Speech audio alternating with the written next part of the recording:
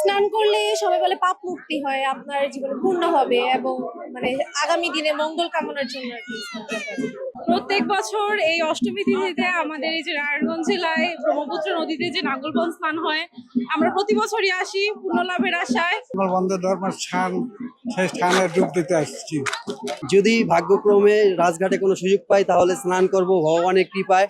এখানে একটা পুণ্যতিথি অনুযায়ী আমরা সবসময় স্নান করতে আসি এখানে। দূর নোয়াখালী থেকে এসেছি, নোয়াখালী লক্ষ্মীপুর থেকে।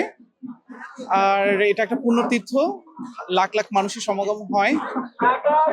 আমরা সবার পুণ্য অর্জনের জন্য আসলে এই স্নান করার উদ্দেশ্যে আসছি আমরা।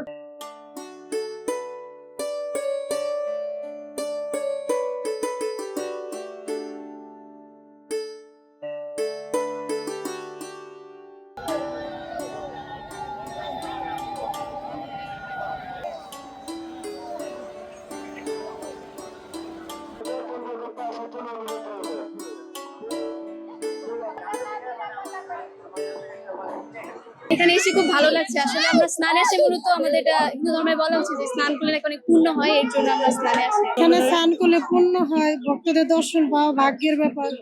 আইসা এখানে সবার দর্শন পাইছি, ভালো লাগছে। কারণ আমার সামনে আমার এক্সাম, এই এক্সামের জন্য আমরা আসছি। যেহেতু একটা 10 বছরের একটা সাধনা, সে অনুযায়ী আমার সকলের মঙ্গল কামনা, আমার নিজস্ব ব্যক্তিগত কিছু চাওয়া পাওয়া যাতে ভগবান পূর্ণ করে।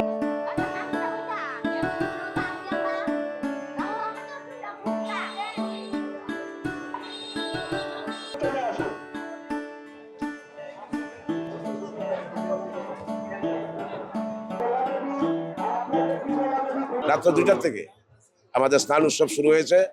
অত্যন্ত মানে এটা কি বলে এটারে আড়ম্বরপূর্ণ পরিবেশে এবং এটা আজকে সারাদিন এবং রাত্র পর্যন্ত চলবে। 60টা সেবা ক্যাম্পের মাধ্যমে তারা সেবা দিচ্ছে।